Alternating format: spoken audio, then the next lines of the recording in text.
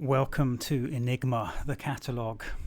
This video is going to be about the Catalogue method of breaking Enigma communications developed by Marian Rejewski and colleagues in Poland shortly before the Second World War. I'm going to assume a bit of background knowledge of how the Enigma worked and of a little bit of undergraduate mathematics. If you want to get that background on the Enigma, one place you can find it is in the introductory Enigma video on this channel. Okay, let's go. So in order to explain how the Catalogue worked, I need to explain how people used the Enigma machine in the period when the Catalogue was in use, which is up to the 15th of September 1938. And what would happen is that both sender and receiver would have a key sheet specifying for individual days the ground settings to be used on the machine. So that means the order of the rotors as they went into the machine, the ring settings for those rotors, the window settings for those rotors, and the plugboard connections. And the sender would set up the machine according to the ground settings and then choose at random 3 letters. Those letters are referred to as the indicator for the message they're about to send. I put that in inverted commas because people are not very good at choosing 3 letters at random. They would often do things like choose a word or choose a pattern on the keyboard. Those failures in randomness were the source of other attacks on the Enigma, which I won't discuss today. But anyway, after choosing this 3-letter indicator, what they would do is type the 3-letter indicator into the Enigma keyboard twice, recording the encrypted output. They would then set the window position to this chosen indicator so that the only difference between the machine configuration now and the ground configuration was the positions of the windows, and they would encrypt whatever their plaintext message was. They would then transmit, first of all, the 6 characters of the encrypted doubled indicator, and then the encrypted message. To decode this message, what the receiver does is set their machine to the ground settings and then decrypts the double indicator. So they then hopefully get the original indicator repeated twice. Presumably the purpose of doubling it is to avoid or to mitigate transmission errors. If you get 2 slightly different things instead of the same thing repeated twice, then it gives you 2 guesses for what the true indicator was. So they then, after recovering this indicator, they set the window position to this decrypted indicator, and then they have the machine in exactly the same configuration that was used by the sender to encrypt the plain text of their message, and so they're in a position to decrypt that encrypted message. So the reason they're doing all this stuff is to avoid, the reason they don't just encrypt every message using the same ground settings is to avoid messages being in depth. Right? Messages are in depth when they are encrypted with the exact same method, and this was a way to avoid that for the large part of the messages. But one thing that did happen was that all of the doubled 3-letter indicators were encrypted in depth. They were all encrypted using the ground settings. That was one of the weaknesses of this message procedure. It really wasn't a very good message procedure. We'll see just how bad it was as we go through the rest of this video. Okay, so after figuring out through guesswork, trickery, whatever, how this message procedure worked, the idea of the Catalogue was developed by Rejewski and colleagues. The aim, of course, is to recover the ground setting from these encrypted messages. Right? The messages were usually transmitted by radio, so you could intercept them. And the idea was to figure out from the encrypted messages what the ground setting for the machine was, and then the Poles who had model Enigmas would be able to actually decode the messages in the exact same way as the legitimate receiver would. So to discuss how the Catalogue works, let's introduce some notation. So we will call the first 6 permutations implemented by the machine in its ground setting A, B, C, D, E, F. right? So remember, every time you press a key on the Enigma, the permutation it implements changes. So A is the permutation of the alphabet that the Enigma implements in its ground setting. B is the permutation of the alphabet that the Enigma implements after you've pressed one key, and so on. Okay, so my convention in these videos is uppercase letters are permutations of the lowercase alphabet. So all of the doubled indicators were encrypted by these same 6 permutations A, B, C, D, E, F. And while you can't immediately work out the permutations A, B, C, D, E, F, because you don't know the unencrypted indicators, what you can do if you intercept sufficiently many messages, we'll see how many you need shortly, is you can recover the permutations A, D, B, E, and C, F. The reason for that is as follows. So let's say the doubled indicator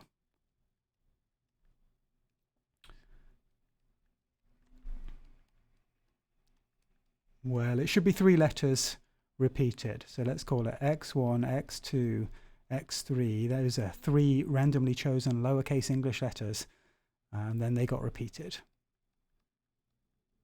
Okay, so we don't know them, which is why they're in red. But what we do know is the encrypted version of these. Let's have a go at writing that a little bit more neatly. So we can intercept the encrypted version of these. So let's call the encrypted characters C1, C2, C3. And then, of course, we won't get a repetition here because we won't necessarily get a repetition. So we'll call those encrypted characters C1, C2, C3, C4, C5, C6. We know those things. Now, I think what happens if you do this unknown permutation A, D to the known ciphertext C4. Okay, what happens? Go back to that color again. You get A times what's C4? C4 is D of X1. So, excuse me, A, D of X1. Right, but D, in fact, A to F are Enigma permutations. Enigma permutations are always involutions. So this is just A, D, excuse me, that's just A of X1, which is, that's something we know, right? That is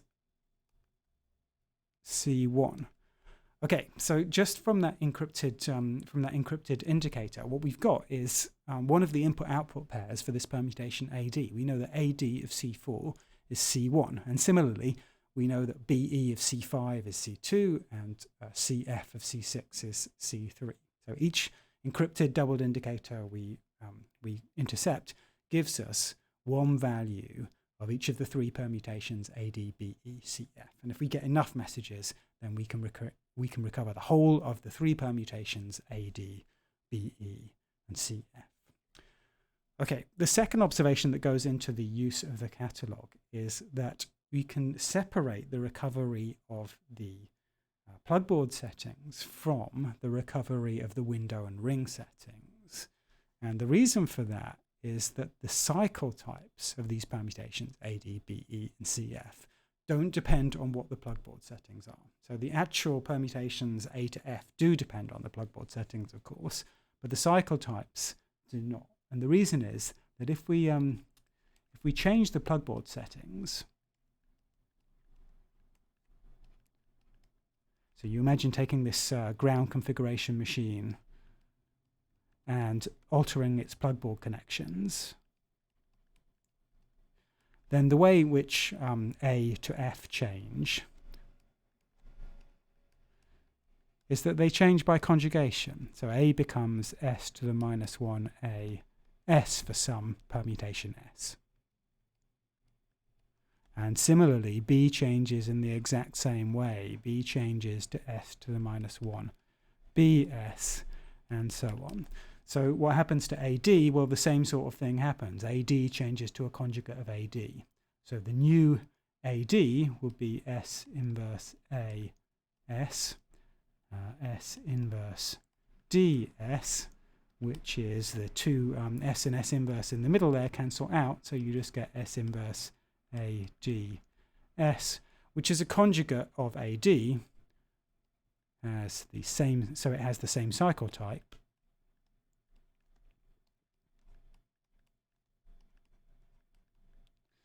as AD.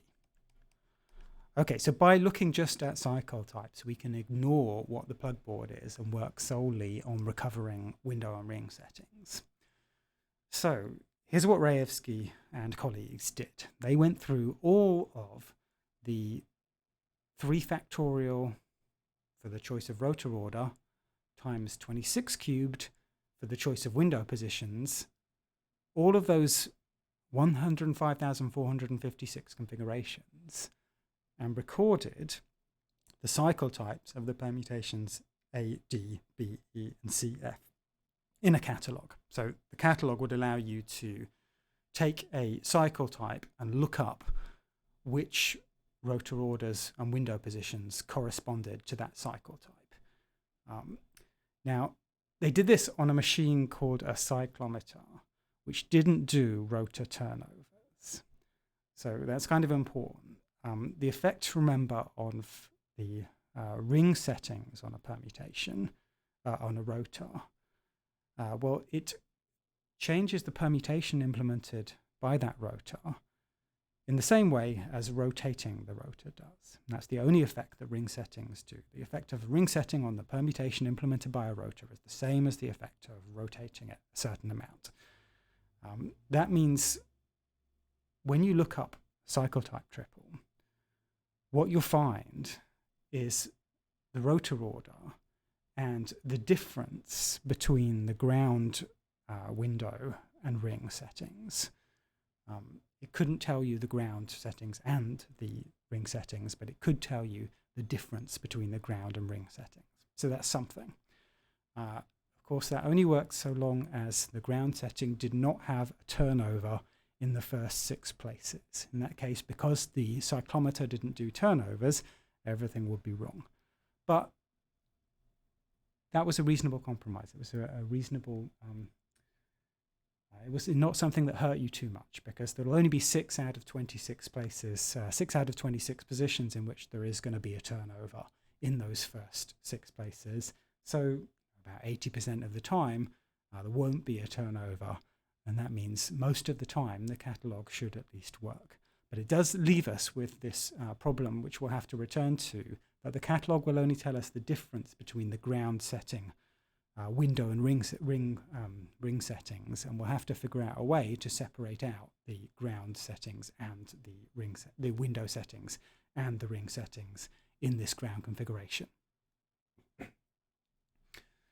Okay, so you might ask at this point, like, why did they only do this? Like, couldn't we, instead of just dealing with the rotor orders and the window positions with ring setting 0, couldn't we have taken into account all of the rotor orders, all of the window settings, all of the ring settings, and maybe even all of the steckerboard settings as well? And the answer was just simply that you couldn't do this because there wasn't time. So making a catalogue, as I've described here, was already at the limits of what was computationally feasible. It took them about a year to make, so slightly less than a year, I think, to make the catalogue as it was. If you add in ring settings or if you add in steckerboard settings, it just becomes impossible to make it with the resources that they had in a reasonable amount of time. So this was the limit of what they could actually do given the time and resources that they had. Okay, so that was what the catalogue was going to look like. It would be a catalogue where you could look up a triple of cycle types, so cycle types for AD, BE, and CF, which you could get from your encrypted messages, and the catalogue would then tell you which rotor orders and which differences between window and ring settings could give you those cycle types. All right, so let's think, let's take a step back to this point where we were talking about recovering the permutations AD, BE, and CF.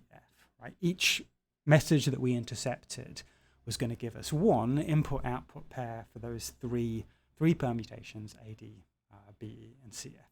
So let's think about how many messages we need on average to find all of the 26 input-output pairs for AD, let's say. So each message gives us one pair, like it might tell us that AD done to the letter A gives us the letter Z, for example. But the thing is, when you keep intercepting these messages, maybe you get repetitions. Maybe you find what AD of A is again from the next message, so you don't get any new information. So this problem of working out on average how many messages it takes to find all of these 26 input-output pairs is a classic probability problem. It's the coupon collectors problem. So coupon collectors is a problem about breakfast cereal, right? You buy a breakfast cereal, you buy a box of breakfast cereal, and in the box of breakfast cereal there is a coupon, and coupons come in n different types. And if you're able to collect all n different coupons, then you can send off and get a prize, a water pistol or something like this. So the question is, how many boxes of cereal do you need to open on average in order to collect all n coupons? Of course, you can't do it just after opening n boxes, because you might get the same coupon twice, and you need one of each possible type. And this is, as I say, a really classic problem, very well known. You can look it up in any probability textbook. And the result is that if t is the time to collect n coupons, the amount of time it takes, so the number of boxes of cereal you have to open before you've got all n coupons, then the expected value of t is about n log n plus gamma n. So gamma here is like Euler's constant 0.57, roughly speaking, plus a half plus big O of 1 over n. And the standard deviation, oops, wrong button, standard deviation of this random variable is bounded above by pi n over root 6. So you can say a lot about this about the distribution of this random variable. It's a classic problem. It's a very old problem. Rejewski and colleagues were mathematicians. They certainly knew about this stuff. So for n equals 26, it gives us a mean of about 100, a standard deviation of about 33. That's pretty plausible. 100 messages with a standard deviation of about 33. That is a number of messages which you could realistically, at that time, with the traffic that was going around, you could realistically expect to recover. So they would, of course, have known how many messages they were getting. They would have known that this was a plausible number that you could collect on a reasonable amount of days. Rejewski himself says in some of the sources, which I will copy for you into the description, that they used to do this with around 100 days, around 100 messages per day, maybe a bit less than 100 messages per day. If you just want the cycle types, you can get away with quite a few less, like less than 100. I think on average about 60, but actually they didn't just need the cycle type. So we'll see that for the method used to recover the plugboard setting, you did actually need the whole of A, D, B, and CF. But knowing the cycle type would actually tell you some information on its own. It would tell you if the use of the catalog was actually feasible for reasons that I'll discuss in a moment. Okay. But we didn't just want AD. That's the time to recover AD. We want to recover AD and BE and CF if this is going to work. So that's what we need is the expectation of the maximum of 3 of these coupon collector distributions with n equals 26. And now I'm not certain about this, but it seems to me that the expectation should be pretty much the same. It should be n log n plus 3 gamma n. So leading terms still the same. Again, that's the numbers are looking realistic. You could do this with the amount of traffic was out there. Last bullet point is just that you could get the cycle type rather faster, as I already said, but you did need, in general, the whole of the 3 permutations A, D, B, E, and CF. So yes, it was, in conclusion, yes, it was realistic to get those with the amount of traffic that they were able to intercept.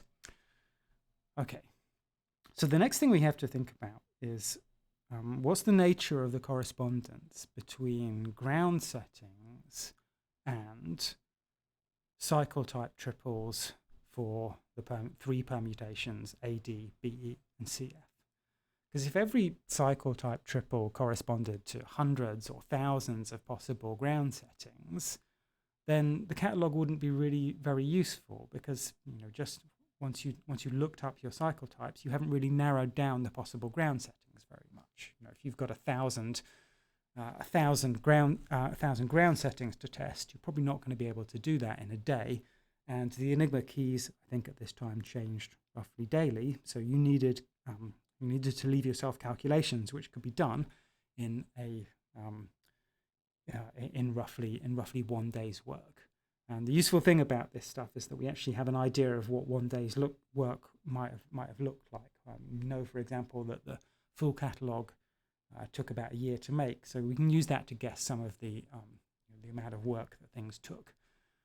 So yeah, the catalogue is not going to be any good if the cycle type triples tend to correspond to many different machine settings. So in order to be convinced that it's actually worth making this catalogue, which again was an enormous amount of effort, like a year's work it took them, we have to have some idea of this, the nature of this correspondence between cycle type triples and ground settings.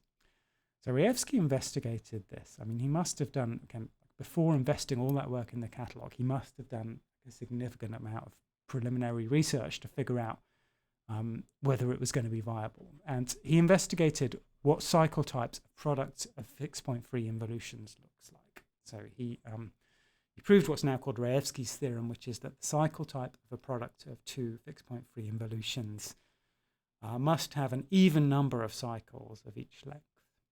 So in a sense, that's kind of bad news, right? It restricts the cycle type. We'd like there to be as many possible cycle types as there can be, because then there are there's more ways for the actual cycle types arising to be spread out.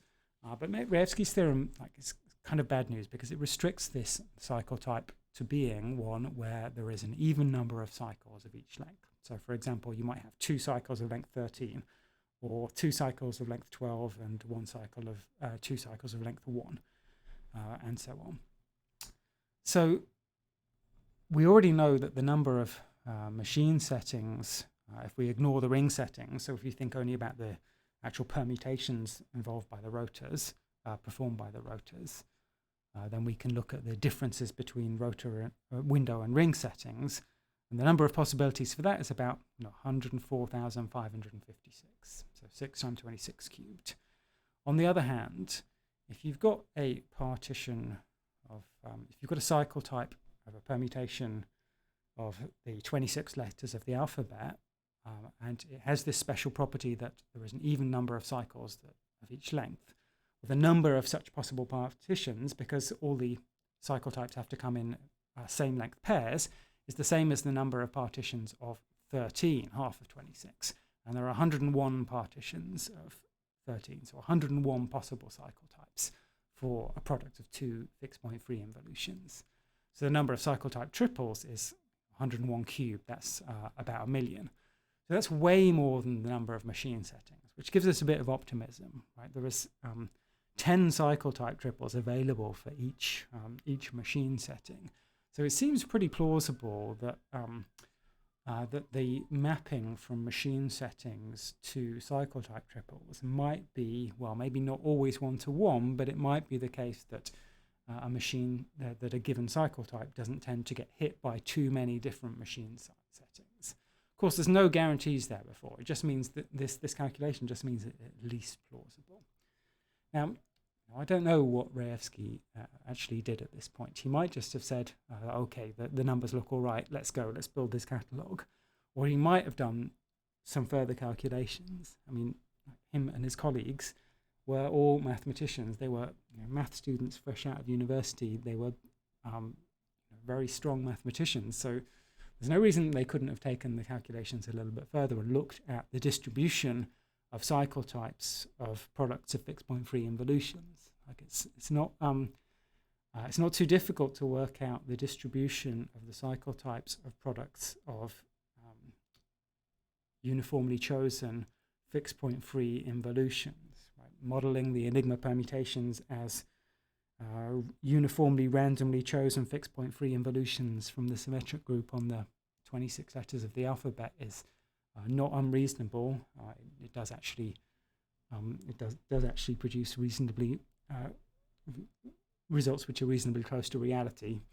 And you can calculate this distribution. I've got a picture of it in the bottom right. So you should ignore the x-axis there. The y-axis is the probability, and the x-axis is just an index number for the cycle type triples. And what happens if you look at this distribution is that it's heavily biased towards large cycles. So the most common cycle type triple for a product of fixed point free, for 3 products of randomly chosen fixed point free involutions, is 13 squared, 13 squared, 13 squared. That's by far the most common. And then the next most common is the fixed point free, is the cycle type 12 squared, 1 squared, 13 squared, 13 squared, and it's 3 permutations and so on. And you can see that in the chart here, right? This enormous bar at the top there, this bar right here, that's the bar for 13 squared, 13 squared, 13 squared. Then after that, you can see here these three permutations here, which are slightly less likely. That's the three ways to arrange 12 squared, 1 squared, 13 squared, 13 squared. So those 3 bars are for 12 squared, 1 squared, 13 squared, 13 squared, and it's 3 reorderings. Okay, and so on. So this is slightly bad news, right? The best news for us would be if the distribution was roughly uniform, but it's strongly biased towards getting permutations with large cycles. But it's got a very heavy tail, and that's what saves us. That's what makes the method plausible. And it's hard to judge from the graph there, but you can do some calculations with it. And it turns out that more than 90% of the cycle type triples will correspond to 10 or fewer machine settings. So it means that unless you're pretty unlucky, when you look up your cycle type triple, you're going to find 10 or more fewer machine configurations that you need to check. 10 or fewer machine configurations that you need to check. That is quite plausible. So the distribution is actually not as bad as it looks. It means the method is quite plausible. As I said, I don't know if Rejewski did this calculation or not, or whether we just saw the number of machine settings, compared it to the number of possible cycle types, and said it looks good, but I don't really see any reason that he wouldn't have done some calculations with the distribution, because it's not too difficult to do. All right, so again, this is telling us that the catalog is really a thing which might actually work for us. So let's move on. There's another thing which we have to do. The catalog, when it works, will give us a reasonably short list of plausible machine settings. So it will tell us the rotor order and the difference between the window and ring settings in the ground configuration. But it doesn't tell us anything at all about the plug board. That we have to recover separately. So here's how we do this. For each of these plausible machine settings, what we do is we set up our replica Enigma with those machine settings. So we just use the difference. We set the ring settings to 0, and we use the difference between the window and ring settings, which we've got from the catalog, as the window setting. We use the rotor order from the catalog. We set that up on the machine and work out exactly what the A, D, B, E, and C, F are in this guessed machine. So we can then compare those to the true A, D, B, E, and C, F, which we've got, which we recovered from all these encrypted doubled indicators. Now, if the machine setting that we chose was correct, then these permutations differ by conjugation by the plug board permutation. On the other hand, if that setting's not correct, it probably will be impossible to find a plug board permutation. So plug board permutation, remember, has to be an involution that will conjugate one from the other. So this means that we can both rule out wrong machine settings and find the plug board connections. And in practice, it works really, really easily. It turns out to be very easy to do. I've tried a bunch of examples of this on my simulator. It works relatively easily. So at this point in the war, they were using between 5 and 8 plug board pairings. So there really weren't that many to find and you really could do it. So let's do an example. Let's look at an example of doing that. Here's example 1. So we've got the top row is the true permutation AD, the one that we got by looking at encrypted doubled indicators. And the second row, the conjugated AD, is the one which we got from the machine with no checkerboard settings, and just set up with this window position being the difference between the true window position and the true ring settings, which we don't know. So if you look at them, like, they look pretty much the same, right? These things look like very nearly the same permutation. Like, you've got 2 1 cycles with the same things in them. You only got a few differences, like here and like here and here, right? So what those differences are telling you, like, remember what happens to a permutation, to a cycle of a permutation when you conjugate it. If you can't remember, go and do a course in group theory. This is telling us that in S there should be the 2 cycle U I. There should be the 2 cycle M L, the 2 cycle J K. Okay, let's look at that second 12 cycle here. What have we got? Where are the differences? There's a difference here, an O and a P and a P and an O. Okay, so again, if our plug board had O and P connected, that's what would happen. Okay, what else have we got? We've got an HJ. Okay, happy with that already because we've got a JK. An IU, we've already got that one. Okay, a new one here, YT. Right, YT, that's one we've not got. Those 5 Stecker pairs look like they're the ones from the machine. Okay, we could of course examine the BEs and the CFs as well to see if this is consistent, but you can see that just by eyeballing this stuff, when you've got the correct machine, when you've chosen the correct machine configuration, it's actually really easy from this to see what some of the Steckerboard configurations actually should be. Remember, they really were using only between 5 and 8 Steckerboard connections at this time, so it will be as easy as doing this. Okay, on the other hand, let's look at example 2, which is an example where we've got the wrong machine configuration. So perhaps the catalogue gave us a list of 10 machine configurations, and we happen to choose a wrong one. So again, the first row is the first rows in both cases are the AD and BE, which we got from looking at the encrypted doubled indicators, and the second rows are the ADs and BEs produced by the machine with no Steckerboard configurations and with its window positions set up to be the difference, or what we think is the difference between the window and ring settings. This time you can see that they look way off, like the permutations do not look anything like each other. I think if you saw this, like, and you were working against the clock, you'd probably just throw this machine in the trash and set up a machine with a different one of the candidates given to you by the catalogue. But actually, if you want to be really careful about it, you can show, again, easily that it's impossible to conjugate the true AD to the conjugated AD and the true BE to the conjugated BE using any involution. So if you want to do that, I'm not going to do it here, but if you want to do it, just think about what would have to happen to F, for example. Like, you've got to conjugate F to either O or U in order to conjugate the true AD to the permutation below it. So that means your Steckerboard, so your plug board,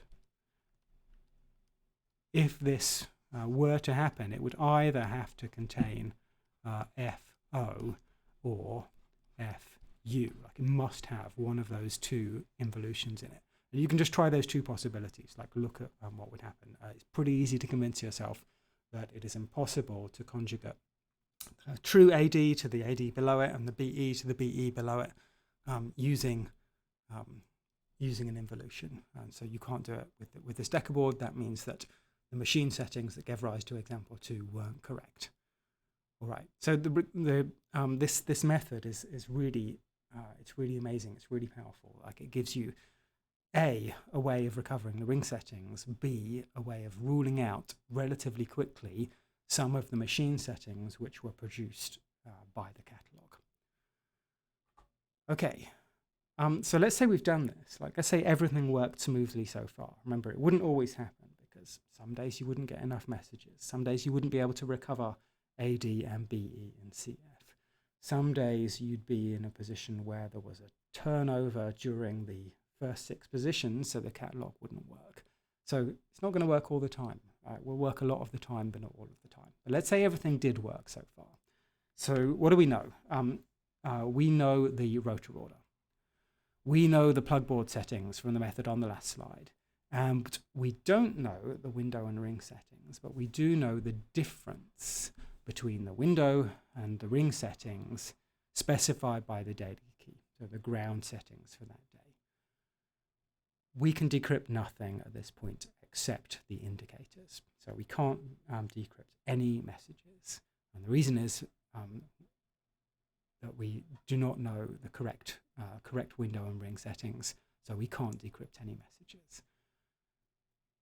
That means we have to have a way of getting the ring settings, and we have to have a way which is better than brute force, right? I mean, there are 26 cubed ring settings, like you might imagine, and in some sources, I think you'll say them, people saying that they would just try them all. It's not going to work because it takes too long, right? There are 26 cubed, 17,000 ring settings. And we know that doing 6 times 26,000 roughly similar calculations when the catalog was made took a full year. So a 6th of that is 2 months, right? We had to do this stuff in a day because the keys changed every day. So brute force is not going to work for recovering the ring settings. You need something better. And that better method was called the ANX method. So that is it's a known plain text prefix method. What it's based on is what Rejewski tells us in some of his writings post-war, which is that about half, he says in fact more than half of plain texts started with the 3 plain text characters ANX. Right? AN is German for 2. X is a character which was used to represent a space because the Enigma catalog only had letters on it. It didn't have spaces or punctuation. So about half of plain text started with the same 3 characters, A, N, X, and that gives its name to the ANX method. So that is as follows, right? You configure your replica Enigma machine with the correct rotor order, which you know from the catalog, and the correct plug board, which you know from the stuff we did on the previous slide. And you then encrypt ANX with every possible window setting in turn until you get 3 characters of output which match the first 3 characters in one of the 100 known ciphertexts. So you must have about 100 ciphertexts if you were going to recover all of the AD, BE, CF permutations. You've got to have a load of them.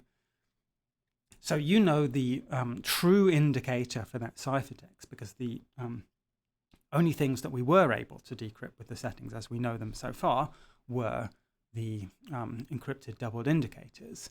So you know the true indicator, and then the difference between that and the window setting that you found that decrypted the first 3 characters, if you're lucky, like if that wasn't, if you had correctly found the window setting that actually decrypted the rest of the text, then what you've got is the ring setting. So I talked about like trying how it's not realistic to do 17,000 more calculations of this nature. So is the level of brute force that I'm suggesting here actually realistic? So I mean, actually, I've never seen the ANX method described in detail. So this is just my guess as to what it is. But it really is plausible to do this because you've got 26 cubed window settings, right? 17,576 window settings, but you've got about 100 messages, and of those, according to Rejewski, about 50 of them have that ANX prefix. So that increases the number of hits you're going to get by a factor of 50, right? That takes you down to 350 tries expected before you get a correct match.